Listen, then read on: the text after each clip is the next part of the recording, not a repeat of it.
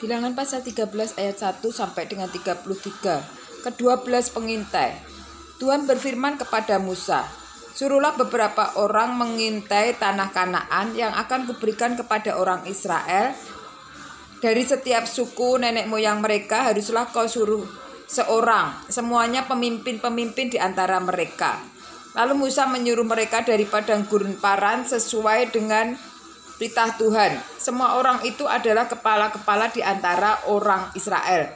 Dan inilah nama-nama mereka: dari suku Ruben, Samua bin Sakur; dari suku Simeon, Safat bin Hori; dari suku Yehuda, Kaleb bin Yefun; dari suku Isakar, Yigal bin Yusuf; dari suku Efraim, Hosea bin Nun; dari suku Benyamin, Palti bin Rafu; dari suku Sebulon, Gadiel bin Sodi; dari suku Yusuf, yakni dari suku Manase, Gadi bin Susi; dari suku Dan, Amiel bin Gemali; dari suku Aser, Setur bin Mikael; dari suku Naftari, Nabi bin Wofsi; dari suku Gad, Guel bin Maki.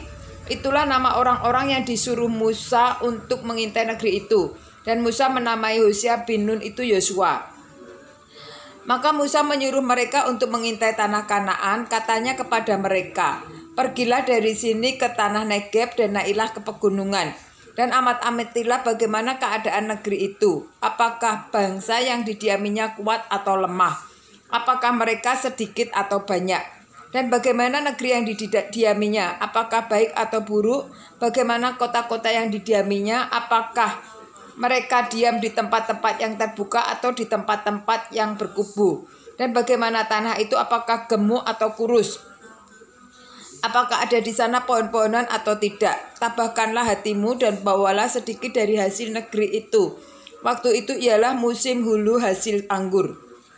Mereka pergi ke sana lalu mengintai negeri itu mulai dari padang gurun Sin sampai ke Rehab, ke jalan yang menuju ke Hamat. Mereka berjalan melalui tanah Negeb lalu sampai ke Hebron. Di sana ada Abraham, Sesai, dan Talmai, keturunan Enak. Hebron mendirikan ketujuh tanah itu lebih dahulu dari Sion di Mesir. Ketika mereka sampai ke lembah Eskol, dipotong merekalah di sana suatu cabang dengan setandan buah anggurnya. Lalu berdualah mereka menggandarnya. Juga mereka membawa beberapa buah delima dan buah ara. Tempat itu dinamai orang lembah Eskol karena tanda buah anggur yang dipotong orang Israel di sana. Sesudah lewat 40 hari pulanglah mereka dari pengintaian negeri itu, dan langsung datang dari Musa, Harun, dan segenap umat Israel di Kades, di padang gurun Paran. Mereka membawa pulang kabar kepada keduanya dan kepada segenap umat itu, dan memperlihatkan kepada sekaliannya hasil negeri ini. Mereka menceritakan kepadanya, "Kami sudah masuk ke negeri kemana kau suruh kami, dan memang negeri itu berlimpah-limpah susu dan madunya. Dan inilah hasilnya. Hanya bangsa yang diam di negeri ini kuat-kuat, dan kota-kotanya berkubu dan sangat besar. Juga keturunan Enak telah kami lihat di sana. Orang Amalek diam di tanah Negeb, orang Het, orang Yebus, orang Amori diam di pegunungan. Orang Kanaan diam sepanjang laut dan sepanjang tepi sungai Yordan." Kemudian Kaleb mencoba menenteramkan hati bangsa itu di hadapan Musa. Katanya, "Tidak, kita akan maju menduduki negeri itu, sebab kita pasti akan mengalahkannya." Tetapi orang-orang yang pergi ke sana bersama-sama dengan dia berkata, "Kita tidak dapat maju menyerang bangsa itu, karena mereka lebih kuat daripada kita."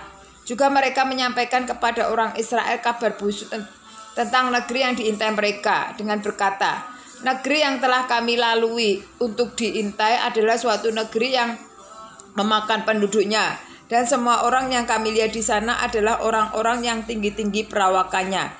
Juga kami lihat di sana orang-orang raksasa, orang Enak yang berasal dari orang-orang raksasa, dan kami lihat dari diri kami seperti belalang, dan demikian juga mereka terhadap kami."